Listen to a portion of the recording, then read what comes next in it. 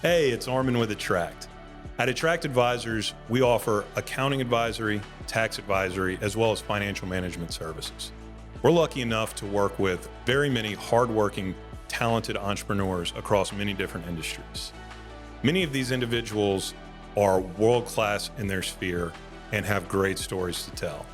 This is our way of highlighting their accomplishments and their insights, and we hope you enjoy these conversations.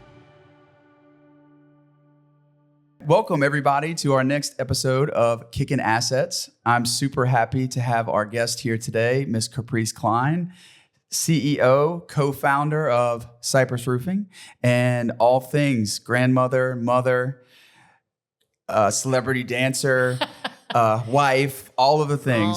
So thank you for being here. Oh, it's my pleasure, really, John. So glad to be here with you today. Awesome. Yeah. So Caprice is a new friend, and I'd heard a lot about Cypress over the years. They're great in advertising, great in the community. Caprice was a celebrity dancer. I want to start off with that. Can you talk to me a little bit about that and what that experience was like? It was, as my grandma used to say, something else, No, it was such a great opportunity to give back to the community. When they first called me, I was like, I'm going to have to get back with you because I was so busy at that time. And I knew it was going to be a big time commitment, to learn the dance and do all the stuff that entails the fundraising and everything.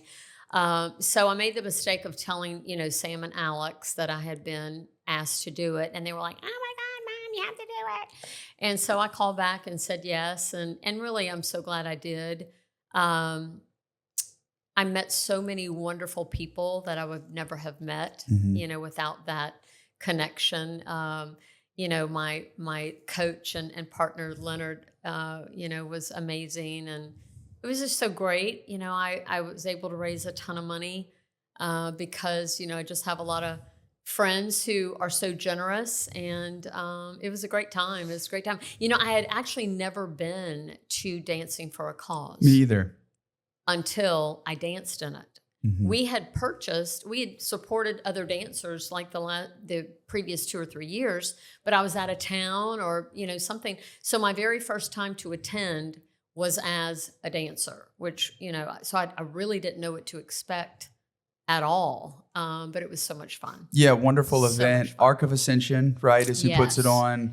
They probably had thousands of people in attendance, movie production quality with the stage, and just an amazing fundraiser. It is an amazing and an amazing organization. Mm-hmm. When you learn about Ark and what they do for the community, I always try to put myself in other people's place, and these parents that are caring for individuals, their children that are just in a different place than most children.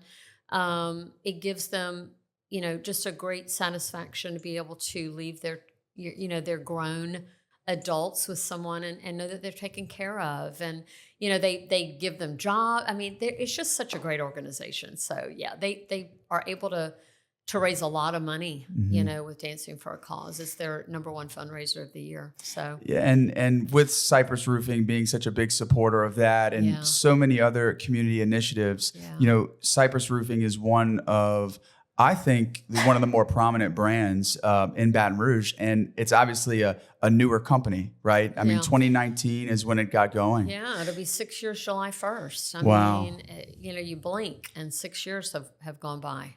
And so when I think about, scaling companies and how an entrepreneur can turn an idea into reality, everybody knows about the business, but behind every business is a person or a group of people. Right. And, my goal here is to just learn more about the people, right? And there's no Tesla without Elon Musk, and, there's no Standard Oil without Rockefeller. That's and, right. And, I look at a company like that you guys have built and, with the culture and the family. And so I'm interested to learn more about, where did that come from? Can you talk a little bit about, kind of how you came up, where you're from and maybe how some of your, early experiences kind of shaped you into become, the leader and your family being the leaders that they are? John, there's so much packed into that question.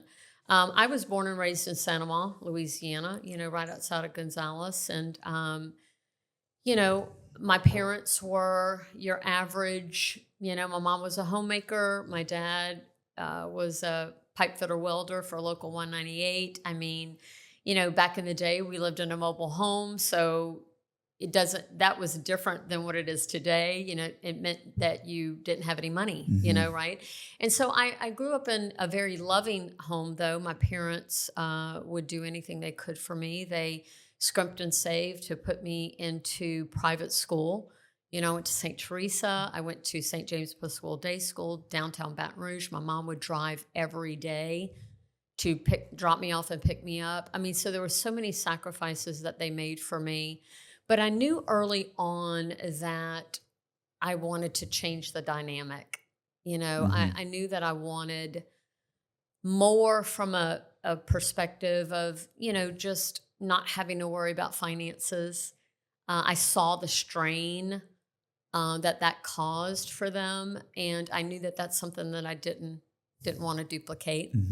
So I knew there were some generational things that needed to change, and knew that from an early age. And so, I was always outgoing as a young person. Growing up, I had a pretty large birthmark on my face. And so that in itself sort of created or helped to form my personality. I think I felt like I maybe had to overcome a little bit because of that. And so it kind of made me into who I am. So I'm really grateful for it, even though it sounds like it should be something that was detrimental. It made me very tough-minded. I would have adults walk up to me and say, who hit you, to a child. I mean, things like that. And so I learned to be tough pretty early on. And so that really helped me as I became older. I did things a little backwards. I had my son prior to, having any kind of education after high school, which I'm very grateful for. My children, I mean, are the, apple of my eye. And so, I started out in sales, and because, I had that personality that worked well with sales. And so it didn't take me long to figure out that was, sort of my calling. And because sales then led into leadership, into management, into those type of things. And, I've always been really great with people. It's one of those things that you hear, oh, I love people, but I really do love people. It's, it's a sincere thing for me. And so that helped me to get started in business. And then when I was 27, well, I had been working at the Hilton here in Baton Rouge, off of corporate. Well, it's not the Hilton anymore. It's the Marriott, I think.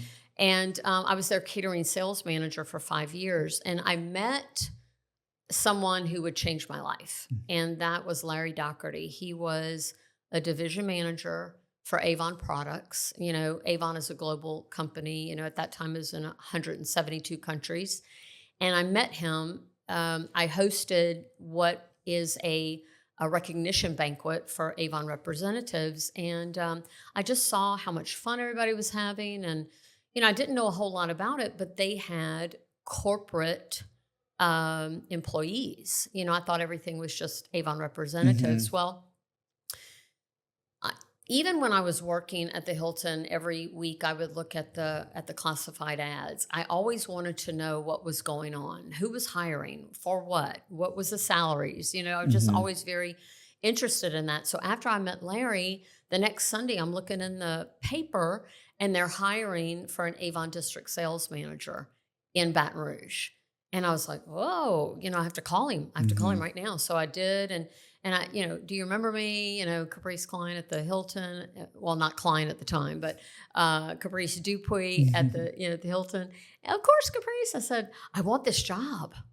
It was like 401k, company vehicle, all the things. And I wanted that, So he said, well, send me your resume. So I did. And I think it was 9 interviews Wow. over almost a year period.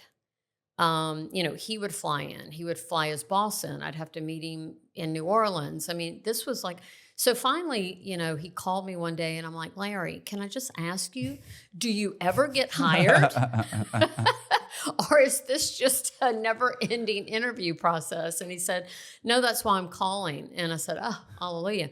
And so I got hired by Avon, and that really changed the trajectory of my career. That really changed the trajectory of my family, everything. And then another thing happened. So 2 life-changing things happened. So the Avon thing happened.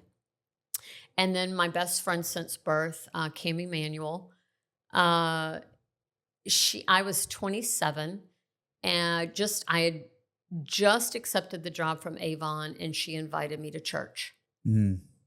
So our moms were best friends, and then we were born as best friends.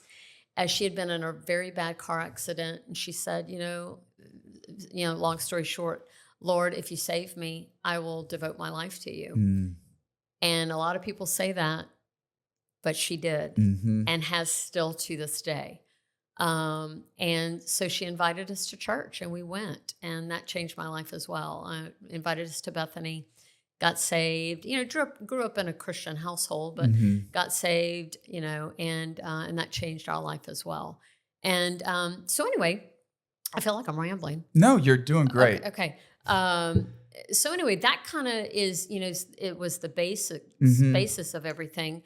But the job at Avon is really what taught me everything that I needed to know from, just every aspect of owning a business. And even though I didn't own Avon, when they hired you as a district manager or as a division manager, which I ended up being, it really was, in my mind, I owned my district because I could run it, pretty much how I saw fit with the support of Avon, with the budgeting and all of that. But I could do it how I wanted. Yeah. I could lead how I wanted. I could recruit how I wanted. I could train how I wanted, to a certain degree. And so I took ownership of that. And it was the first job that I'd ever had where literally whatever I put into it, I got out of it. Yeah, input and output. Input and output. And so it was really an eye-opener that when I could figure out how to do this, I could make a ton of money. And by making a ton of money, and we're going to talk a lot about money today, but I want everybody to know how I view money. Okay? Yeah. So first of all, money gives you freedom. Yeah. It gives you freedom. It gives you freedom to, number one, give back. That's right. We have tithed since day one of owning our company. I've been tithing, of course, for, over 40 years. But it gives you freedom to do that. It gives you freedom to make great choices for your family. Are you going to eat hamburger or steak? Are you going to go to a school because you have to or you want to? Just so many choices and so much freedom. And that's how I really look at money. I've never been one that needs a lot of money. I just want to not have to worry about money. And so money is just a blessing to really help other people. That's how I look at money. That's so beautiful.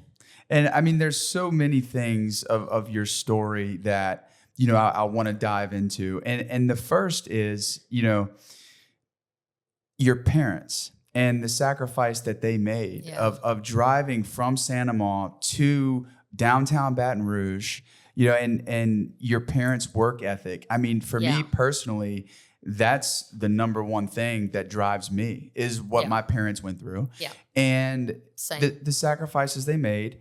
And I feel like if I'm not doing my best, that I'm being dishonorable, that I'm not, honoring them.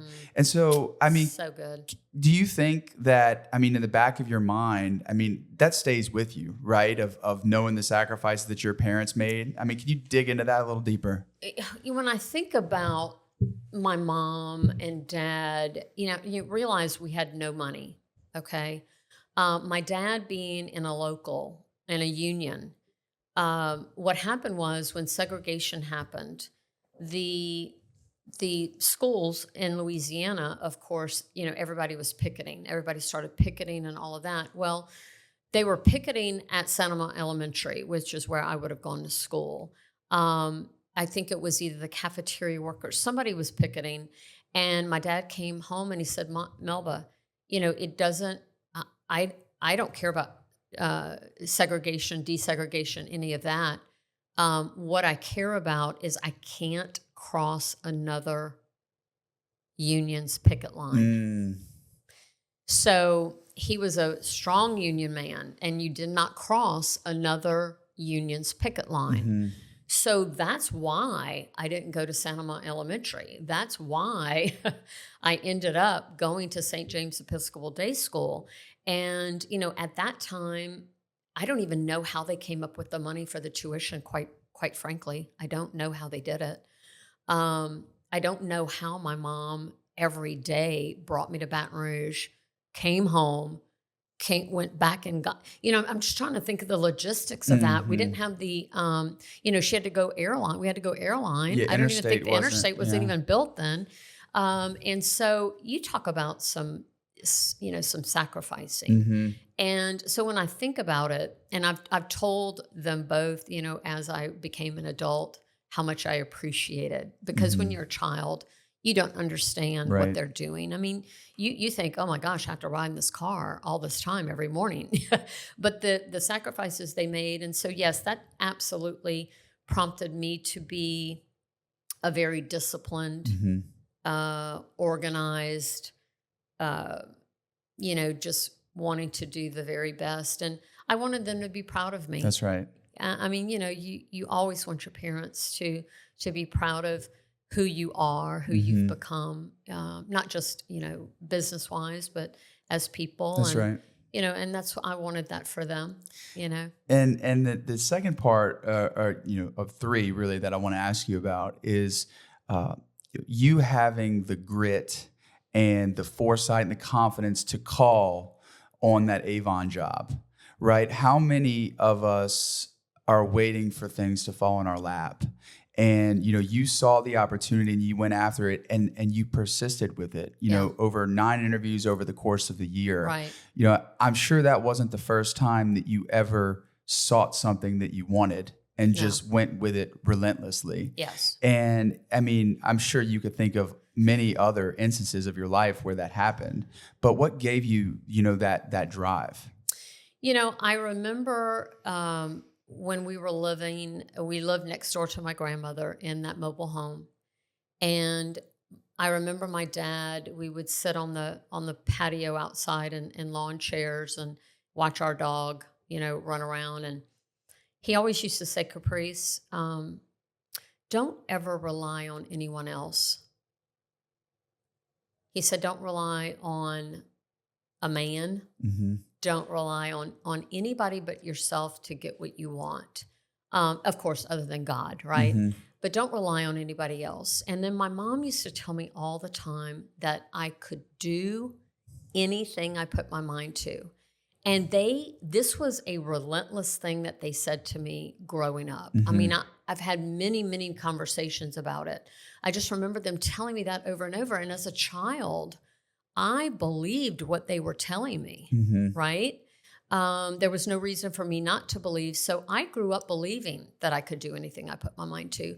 But, John, what I learned pretty early on was that most people want to be successful, but they are not willing to do what it takes So good. to be successful. I learned that if I wanted something, I had to go after it. No one was going to hand me something I did not. I had a high school education. That was it. At the time when I got promoted at Avon from district to division manager, it was a requirement that you had to have a college degree, and I did not have one. I was the first one to get promoted without a college degree. Now, I went on to get my associates. Avon had a program where they would pay for it and all of that, and I did that in my 40s. But I just always felt that if I know that no one was going to outwork me. No one was going to, I might not be the smartest person in the room. I might not have all those things, right, handed to me when I was younger, a college degree, all of that. But by golly, you were not ever going to outwork me. And I was never going to be afraid. Most people allow fear to stop them from what they want in their lives. And I am just not afraid. I don't care what other people think about me. I really don't. You know, Brother Larry at Bethany, one of my favorite all-time sayings that he has said for years and years and years is quit worrying about what other people are thinking about you, because they ain't thinking about you. And you know, he said that early on in my life at Bethany. And I have hung on to that. I have repeated that so many times. So many people are worried about what other people are thinking about them. And dude, they are not thinking about you. If I think that I'm so great that people go home thinking about me at the end of the day, that's not happening, right? And so, and you know, anybody who's ever worked for me, they'll tell you, oh my gosh, you know, I'm relentless. I'm relentless about things, you know. If you come into my office and say that you need to do something, I'm like, well, let's do it right now. Right. Yeah. I mean, my people don't even want to come in my office anymore to tell me anything because they know I'm going to make them do it right now. Right. And so I just don't let grass grow underneath my feet. You know, just you have to, especially in today's society, if you want something, you better do it. So good. Do it. And, you know, speaking of your faith and of being relentless, I mean, you know, the Bible has a ton of promises. And, you know, the promises are meant for us, right? And, you know, it's kind of a nice segue of where we were at of saying, like, you know, the Bible says just ask. Just ask. And you shall receive. And that's what you did, and that's what you've, you know, continued to do. Continue to do. And, you know, for me, you know, kind of walking through my faith journey, I've seen the same thing. And, you know, the power of getting plugged in, you know, to Christ and those types of things, and the other people who also follow Christ, right, who help you along the way. That's right. And just for what it's been able to do, you know, for your family. And this is probably a nice segue into the business even, right? Because, you know, for those who don't know, maybe take us through, you know, kind of the genesis of Cypress and who's with you and how was faith getting you there? Well, you know, let me go backwards just a little bit. So I stayed at Avon for 22 and a half years, you know, the majority of my adult life. And there I learned leadership, communication, planning, organization, budgeting, all of these stepping stones really to run a business. And so I had that experience to draw on. And then I was terminated from Avon after 22 and a half years. It was the best thing that ever happened to me. At the time, I thought it was the worst thing that can happen to me, but God's always got you, right? He's always knowing what's best for you, because he knows that I would have never left Avon because I am loyal to a fault when it comes to people, companies, whatever. And it had gotten to be not a good fit for me anymore. And so the Lord made it happen. So I left there. I did some other things. I opened up a company, a business. And I realized that sitting inside four walls all day long was not for me. And so I sold it. And then my daughter started working at a construction company, and they were doing roofing. And over time, we all got hired. Alex, Sam, Josh, and myself. And some things happened that we, you know, needed to leave that particular situation. And we either had to all go get new jobs or start our own company. And so we decided to start our own company, which, you know, was actually one thing that I had always wanted to do. I had always wanted to have my own company, hopefully working with family that I could leave as a legacy, right, to my children, to my family. And so the four of us, with nothing, we ordered 2 computers off of QVC so that we could pay for it on the monthly installments. We ordered business cards and magnets for our vehicles. We got our license and we paid our insurance. Okay. So I think we each put up like $1,000, right? So we had $4,000. And that's how we started. And we literally started with not one job, because we did not bring a lead with us. We did not bring a job with us. I told the kids, if we're doing this, we're going to do it the right way. Mm-hmm. We're going to start from scratch. And that's what we did. And so it was the four of us literally clawing our way to success. And I told the kids when we first started, I said, we're not going to go out looking for roofs. We're going to go out in our community, and we're going to meet as many people as we can. And through meeting people, we will get business. Mm-hmm. And that's what happened. We door knocked for 10 months, every single day. And I know a lot of people don't like door knockers, coming up to your house, but guess what?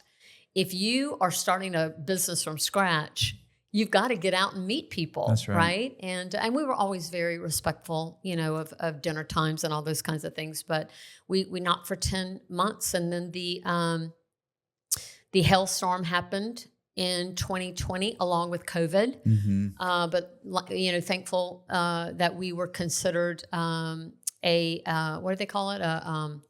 A top customer, top performer. No. That they let you continue working. Essential. Essential. We were essential because we were in roofing, and so. But to go to so anyway, that's how that happened. But we to go back to how faith played a part in that.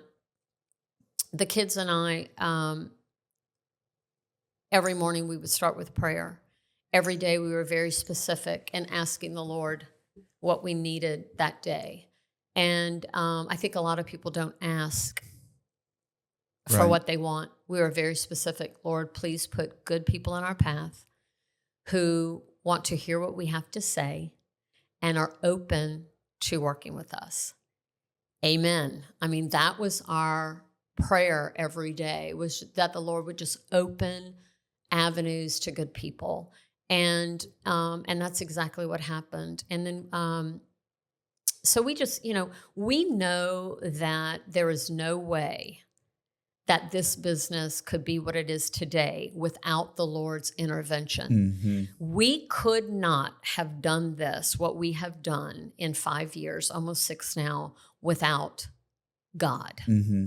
Without his favor, without his blessings, without his grace, without his mercy, all of those things, it doesn't happen. Right. It just doesn't happen. But I'm not going to tell you we didn't work hard, John. We worked extremely hard. We're still working hard. Mm-hmm. You think, y'all have kind of made it now. Oh, that's so funny. Start a business, they say. It'll be great, they say. And that's what I love about, mediums like this. We talked a little about podcasts on the front end, and there's some things that we've talked about that aren't politically correct or whatever. But this is our platform, so we can say what we want. That's right. But I look at how you guys really chose to work together. Yeah. Right. And a lot of family businesses, you have a bunch of people working there who have the same last name, but they're kind of there because they didn't have any other opportunities, or maybe there's a power struggle or whatnot. Yeah.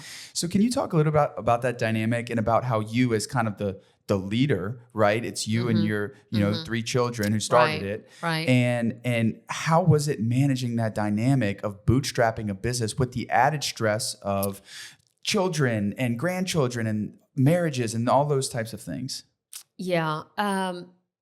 When we first started the business, we all agreed that if it ever was a problem, if it ever came between our family relationships, I told the kids I would shut it down.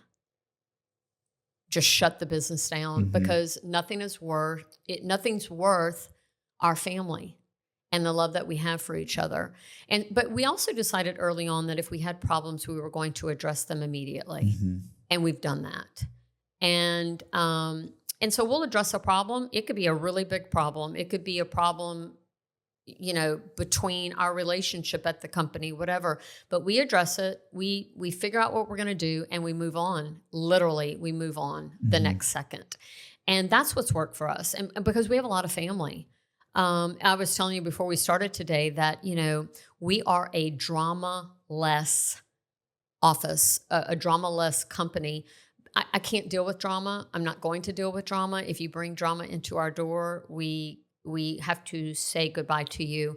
We don't do that. We just don't do it. And so as a family, we just decided early on that if we couldn't do it and still love each other at the end of the day, that we weren't going to do it. And we spent a lot of time together, John. I mean, like a lot of time together. We're together all day long, and then we do stuff at night, and then we go to we all go to the camp on the weekend. I mean, we're together. There's a lot of togetherness happening over at Cypress, but I really wouldn't have it any other way. I mean, we have my brother-in-law, my niece. I've got a son-in-law. I've got, of course, my son, my brother. I mean, half of our staff is family, and even if you're not family, you are family, right? Because it's a very close knit people. We care about our people. When we bring them in, I tell them all the time, I might have to give you tough feedback, but I'm doing it because I care about you. I'm doing it because I know that you have the ability to be successful, and if I see you not using that ability to its fullest, it is my job to address it and to pull that out of you. And so we might have to have tough conversations, but we'll do it so that you can be successful, right? Yeah, and I just feel the leadership and the energy, especially you being head of the family and then head of the business. Can you talk a little bit about what fills your cup? You talked about your faith a little bit, but we all know you can't pour from an empty cup. That's right. And there's a lot of stress, and people are looking to you to make hard decisions day in and day out. Yeah. Like, as a high performing leader, what is it that keeps you going and keeps you sharp and ready to keep going? Well, other than my faith, because I get up every day and read and pray and do all those things to, get my head right to take the day on. I would say surrounding yourself with like-minded individuals, sharpen the saw, continually sharpen the saw. I have read every leadership management book there is. I mean, if you come to my house, I've got, shelves and shelves of them with sticky notes poking out of everything. Because, when I first started my career at Avon, whatever the bosses were reading, I would get that book and I would read it. Or I would ask them, what are you reading right now? And I would get that book. One great thing about being in that type of, corporate, environment, thank you, was that Avon had such pull in the marketplace that we would have people that have wrote these books come to speak. our division staff meetings with 60 people, and so, or they would do an entire day workshop with us. So I was very fortunate to be up close and personal with a lot of folks like that. And so anyway, surround yourself with like-minded people. I used to tell my kids, you are going to be who you surround yourself with. If you surround yourself, and I know this, every parent has said this to a child. Every parent has probably said this to themselves. Who am I surrounding myself with? If I'm surrounding myself with people that want the same thing that I want, that are striving for the same thing that I'm striving for, then we're going to sharpen each other's saw, right? And so, just like our relationship now that we've, come here to attract, you're the type of people that we want to be around. We want to be with, high energetic, professional, high performing people, because that's who we are too. And, so I would say that, but I would say the first thing is you have to decide what you want. And again, I decided from an early age what I wanted. And I just never stopped going after that. And if it was books or podcasts or, audio books or listening to sermons, being at church on Sunday, whatever it was, I had to continue to fill my cup because it would get empty pretty quickly, right? For sure. And so that's what I've done, you know, all my years, is just make sure that I'm surrounding myself with good people. Right. I've got some of the greatest friends that you would imagine, that I've had since high school and early 20s, and always meet new people though, right? Yeah. But just, you know, we're part of EA Rotary, and that was another life-changing, company-changing decision that we made. I saw my good friend that I went to high school with, Alana Bishop Monahan, at a Rotary, at the mayor's breakfast in Gonzales. We had just started the business, like maybe 2 or 3 months. And I said, "What are you doing here?" And she said, "Oh, I'm in Rotary." I said, "Me and the kids were just talking that we want to join, you know, something in our community. We're all giving back at church, but we wanted a community organization." So we joined Rotary. The best decision we've ever made. We've met some of our dearest friends through Rotary. And, you know, you got to get yourself out there, John. You cannot sit in an office thinking that people are going to knock on your door, because they're not. Now, if the Lord sends them, they will, but the likelihood of that is very low. Let's just be honest, right? And so you've got to be in the community. You've got to be in your chamber. You've got to join, you know, Subcontractors Association, which is where we met you. You've got to be involved. You've got to get out in your community. You've got to be seen. You've got to be heard. You just can't sit in an office anymore. That doesn't work. Yeah, the Bible talks about positioning, right? And getting in position. And that's just what I feel, you know, when you guys are putting yourself out there and knocking doors. I mean, for 10 months, you know, your whole team just door to door to door. Whole team was just the 4 of us, John, by the way. And just rejection and people being rude and imposter syndrome, right? Do I need to, like, am I even worthy to be doing this? Right. And isn't that something crazy, the imposter syndrome, that, I mean, even for me, you know, we're, I don't know, 3 years in, good accolades, all that. But even still, I'm thinking to myself, if I'm being vulnerable here, like, who am I kidding? You know? What? Why are people listening to me?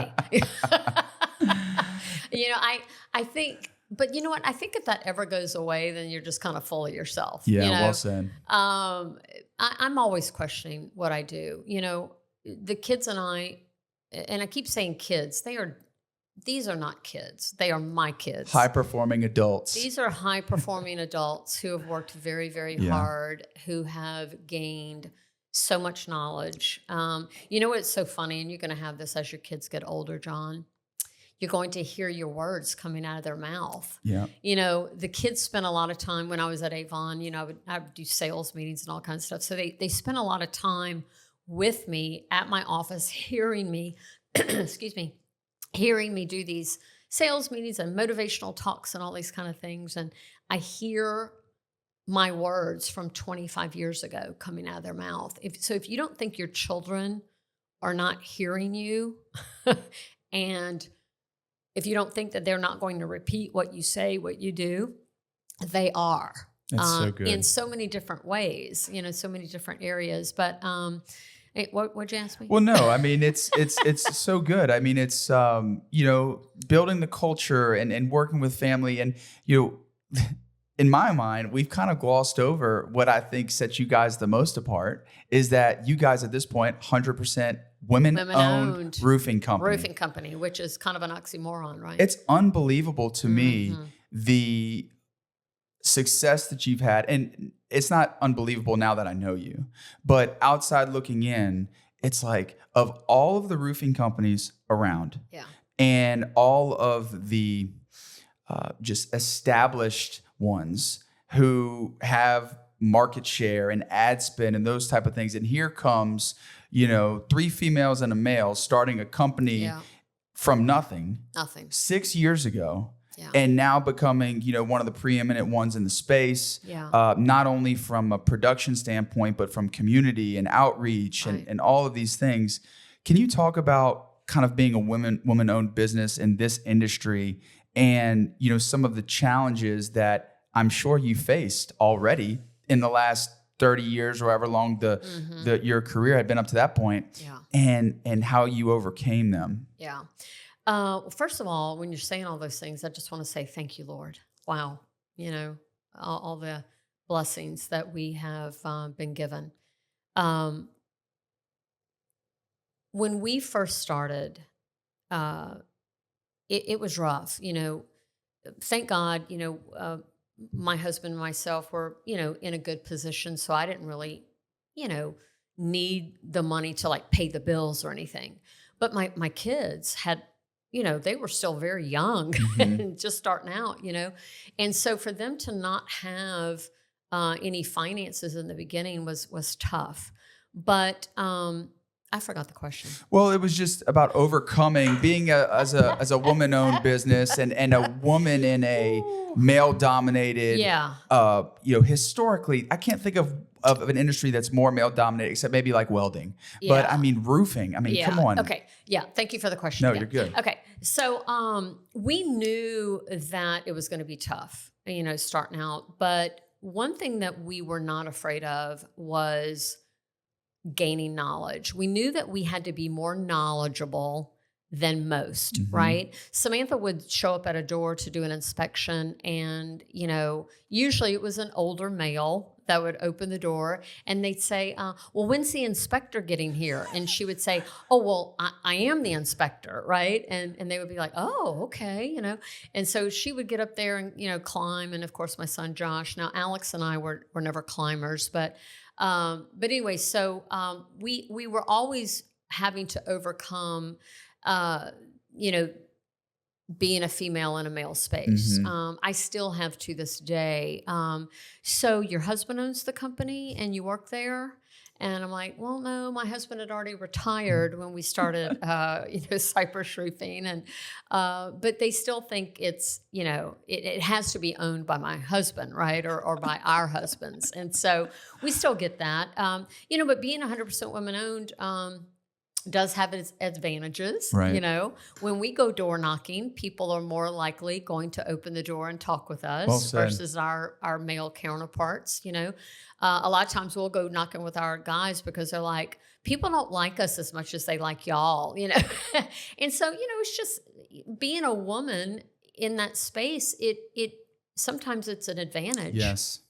And so we tend to look at the advantages and not the disadvantages, so good. Right? Because we know who we are. And we know that just because you're a male roofer and we're a female roofer, we know as much as you know. Right. We might know more than you know, right? And that's always been our goal, is that we were never going to let our lack of knowledge or lack of, of knowing what we needed to know be a detriment. If it was, a male versus female type of thing, because we know that people are still thinking, oh, it's female owned. But then we also have people that it's female owned. Yeah. They're super excited about raving that. fans, right? Oh, raving fans. And, but I wanted to go back to something you said earlier. When we started, we had nothing, but we made a decision pretty quickly about advertising. And I want to talk about this because you and I were talking about this the other day about advertising and how do you decide what you're going to spend and on what and all of that. And I think a lot of people make mistakes when it comes to advertising. And to all my advertisers out there, you're welcome. I did something very simple. I got on Google and I said, what should a small business spend on advertising? And it brought me to the SBA website, and it said you should spend 2 to 5% of gross income. And that's what we started doing day one. So, I think the first month, we brought in like $10,000. So we spent like, I don't know, 400 or 500 of that on advertising. And to this day, and believe me, the numbers have gotten really big, right? We still spend 2 to 5% of gross sales on advertising. And we've never stopped. Even when things are slow, we don't stop. Because most companies and most leaders, what happens is The sales get soft, so they pull back, which is exactly opposite of what you should be doing. When sales are slow, that's when you need to be pouring even more into advertising, right? So we've never let the numbers scare us. We have just always set our advertising dollars every year, knowing this is what we're going to spend. We will never touch that pool of money, and we haven't. And so if I have to give one big, tip to anybody that has a small business, it would be decide what that budget's going to be and don't waver from it. Yeah, be disciplined with it. Be disciplined. You have to be disciplined in that area, or in every area, but especially that area. We see that, with our clients wanting to pull back on advertising, and thanks to the likes of you and my friend Brandon Holly, I've learned the importance of love me some Brandon Holly. Yeah, what a great guy. I know. I'm gonna try to get him on the podcast. He's fantastic. But at the end of the day, for most business owners, it comes down to, am I going to spend more on advertising, or is my owner's draw going to be less? Right? Or more? Like, do I want to keep my owner's draw, or do I put it into advertising? And that starts with a clear budget, staying, with a lifestyle that's within your means, and maybe a little bit under your means, especially when you're getting started. That's right. And knowing on the front end that, don't count your chickens before they hatch. If you make, 35% margin on a roof or something like that, 5% of that, or 5% of your gross, is going to advertising. Don't count that as your distribution for this quarter. Oh, no. And, that's something that I think business owners early on need to do a better job of understanding of, where do they need to put their money, and before it comes into their personal checking account and they blow it. John, I'm trying to think how long it was before we even took money out of the business. What we did at the beginning is, if you didn't need to take money, you didn't. And so we literally would give each person what they needed just to pay their bills. And it was amazing what you can live on if you have to. Samantha she goes, Mom, who would have thought that I could have lived on such little money? So we were lean and mean really until that first hailstorm hit 10 months later. We did not take hardly any money out of the business at all. And put everything. See, because the way that we looked at it is that we could either start taking now and not grow. Do you want to have a growth mindset, or do you want to have a I'm okay right here mindset? Well, we were always wanting to grow. So we knew the only way that we could grow was not to take money. Right?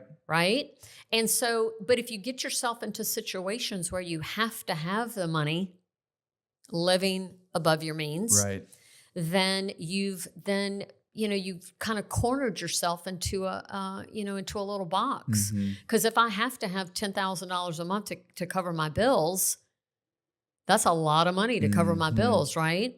But if I can say, this month I can't take that much, I can only take 2 or 3. If I need that other 7, you've got to stay flexible.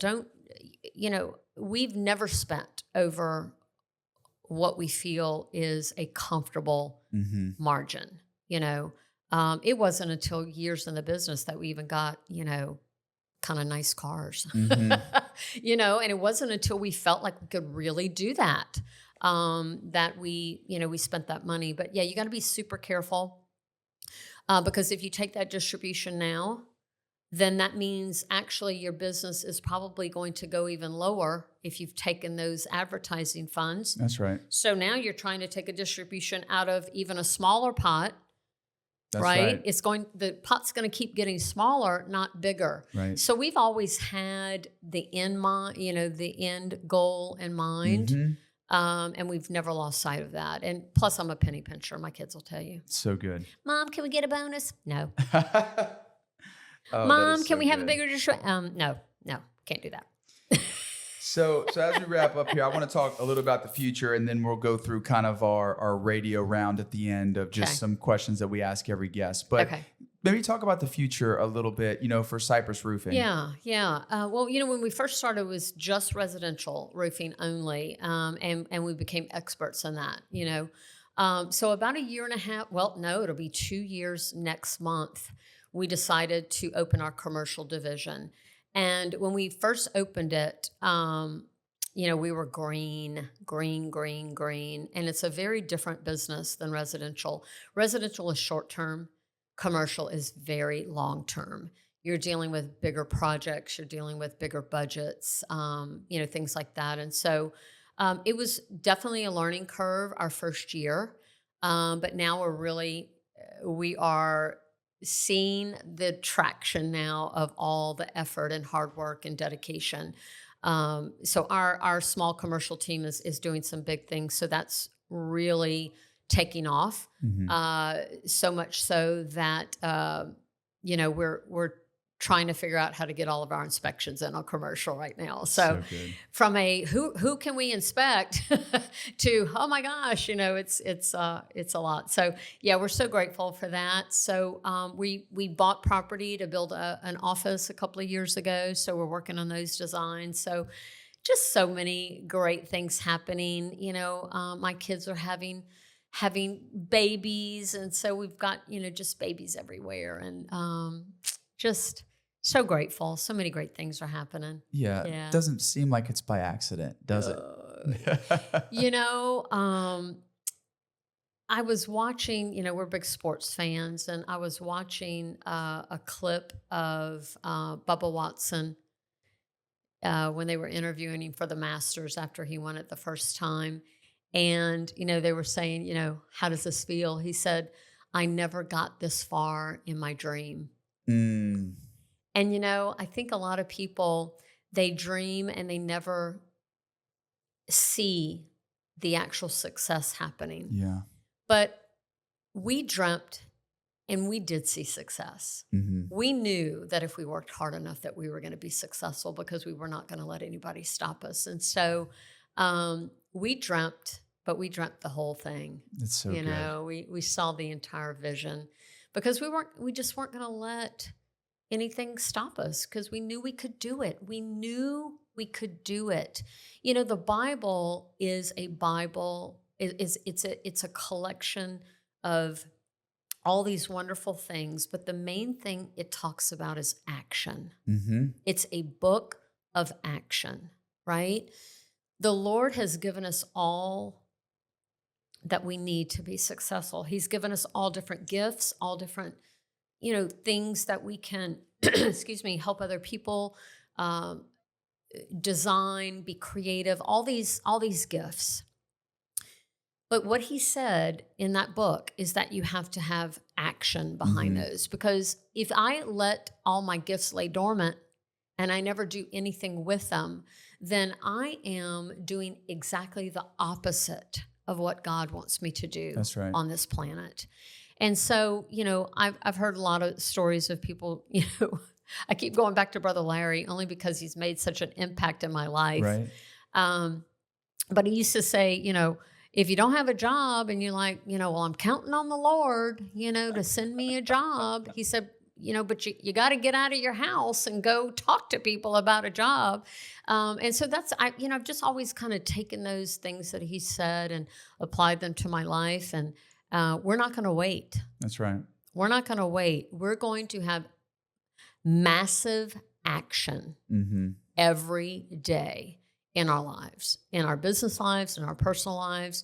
We're a very, very close family, but we're a very close family because we put a lot of work into it. It's so good. So my brother, my sister, my mom, who's still alive, we do lots of family things, but it takes action. That's right. To make that happen, right? People always say, "Oh, I wish my family was as close as yours," and all of that. And I'm very open with people, and I say, we put a lot of work into this. Right. We're always trying to figure out how we can get together, how we can be together. Is it, Saturday breakfast at my mom's every Saturday morning at 9:00? Is it going to the camp? Is it getting together at a baseball game? What is it? We're always trying to get together. and make that bond even stronger. Without your family, without your God, you're nothing. That's right. It's so good. You're nothing. It's so good. So getting into the kind of our radio round questions. Okay, I'm ready. Let's talk about real quick, the best and worst career or life advice you've ever got. So best advice either in your career or life, and your worst advice. Oh, gee. I'm not going to be able to remember my worst advice, and I'll tell you why. I let those things go pretty quickly. Yeah. I don't hang on to anything. I just don't hang on to negative. Me either. I really don't. And so I'm not going to be able to remember that. Now, my best advice, it had to be from my parents growing up, that I could do anything that I put my mind to. But also, when I got hired at Avon, I had a boss. She sought me out one day and she said, "You're going to be our next star. And if you will listen to what people tell you, not the bad." Mm-hmm. Now, I'm not going to say don't listen to the bad. Listen to the bad, because there could be some constructive things that you need to do from the bad. I don't mean listen to people if they're trying to put you down or tell you that you can't do things and all that, right? But if we will just listen to the good that people tell us and really focus in and hone in on that versus the negative, right? And so I things that people told me, I had a really good friend tell me one time, Caprice, believe in the things that you can't see. Mm. Believe in the things that are happening behind the scenes that God is orchestrating. Believe in the things you can't see.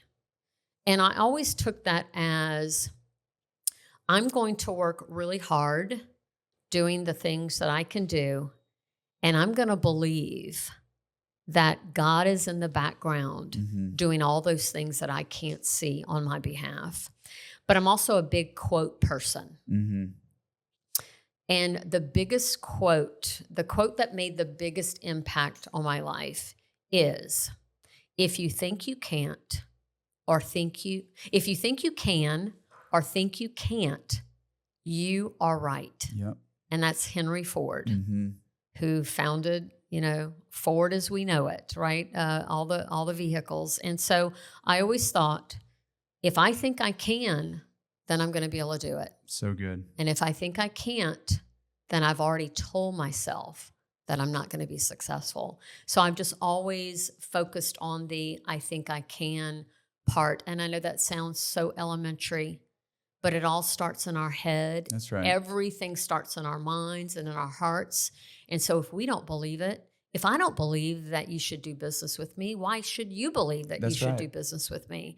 And so it's all about that can-do attitude, that can-do spirit, and just not taking no for an answer. I love that. And so my last question, Okay. I mean, we've dove real deep, and I mean, this has been an amazing experience. Now we're going to talk about the most important, boring thing, which is accounting. And so actually, I love accounting. So our last question, again, centers more on the business, and which is boring. But how important has accounting been, for your business up to this point, and then also when you're looking at where you're going? Yeah. It is one of the most important things that you can do. When we first started our business, we knew of a lot of other roofing companies that went out of business because they didn't handle their money correctly. Mm-hmm. The two most important things in roofing is paying your laborers and your material. If you don't have material to put on a roof and you don't have laborers to put that material on the roof, you're out of business. So from day one, every Friday, we have paid every bill, material and labor in full every Friday. Now, I know you're going to make us do that different. But anyway, that's how I did it, right? Because I thought if those two bills don't get paid, then we don't have a company, right? But I think what happens to a lot of new business owners is they don't handle their money properly. And that's why most I believe most businesses go out of business within their first 3 years. Yep. Right? I mean, I know this. Everybody knows the statistics, and so I'm miserly. I'm miserly with our money. John, ask my children. I look at it every day. I balance all of our checkbooks every single day. If you don't know your numbers, you cannot grow. If you do not know where you are, you can't make decisions. And, anytime I do any kind of, motivational talk or talk to anybody who wants to own a business, I tell them you have to know your numbers. I actually love numbers. I love reports. I love analytics. I love all those things. But I know a lot of people don't. But if you want to own a business, you have to learn how to love it. You have to learn how to do it. You have to learn how to think in a financial way. I mean, you have to. You can't just be great at, building your widget. You've got to know the money part. And so the reason that we reached out to Attract, well, there's a couple of reasons. First of all, Alex met you at the Subcontractors Association lunch. I think you were on a panel maybe, or yeah, we sponsored. I got like a minute to chat or something like that. Well, that minute was a very powerful minute then, because Alex came back and she was like, "Oh my gosh, Mom, we have to do business with him. He's so smart." Oh, all these things. And I said, "Okay, let's meet him." And so that's kind of how that came to be. But what happened with us is that I got to a point that I could only do so much, right? I hate QuickBooks, so that was not in my favor. A couple of years in, we hired a bookkeeper to do all of our QuickBooks and all of that, all of those things. We're even at a place now where that's not enough. We needed more strategic advice. We have more than one company now, those types of things. We have lots of more, of course, lots of assets and lots more liability, all the accounting things we have. And we needed a company that we could trust, that was like-minded, and that saw the same vision that we have for our company and could help us get there. And your team, without a doubt, it's just been just right on. Thank you so much. But we're totally excited. That sounds good. Well, look, as we wrap up here, maybe you could tell our audience how they can get in touch with you, or about your web social medias, where you are, or those types of things. Yes, for sure. Well, Cypress Roofing, 225-450-5507. You can go to our website, cypressroofingla.com. We have, you can reach us all kinds of different ways, right? And we're on Facebook. In fact, Facebook was probably one of the biggest reasons that we are who we are now. It was a free way to get our name out there, and so we, all of our Facebook and Instagram and all the things. We're not on YouTube. We don't have a podcast or anything like that yet. That's right. But who knows? But we like to have a lot of fun. So guys, give us a call. We can do residential, of course, replacements. We do repairs, which a lot of the, big roofing companies don't do, or they do it only when it's convenient for them. We do repairs for 365 days a year. And then of course, call us during all your commercial business. We would love to work with you. And, a lot of people know us from our Roof is on Fire commercial. Right. So let me just say a little bit of the background on that. When I came up with that idea, my kids said, "Oh my God, Mom, that is the corniest thing I've ever heard in my life. We're not doing that. We're not doing that."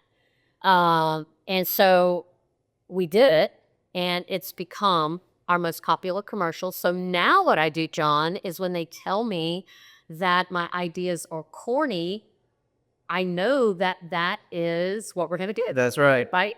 That's right.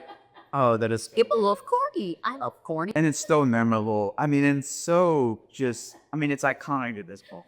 So. I'll be in the grocery store and somebody 3 aisles over, "The roof is on fire." Like, yeah, So it's a lot of fun. But anyway, and just to finish things out, we love you. We love your people. Y'all are fantastic. We love our business. We love our people. We like to have a lot of fun. Yeah. Give a God all the glory. Amen. Right. Thank you to all the followers and listeners of this podcast, and we hope to see you on the next one.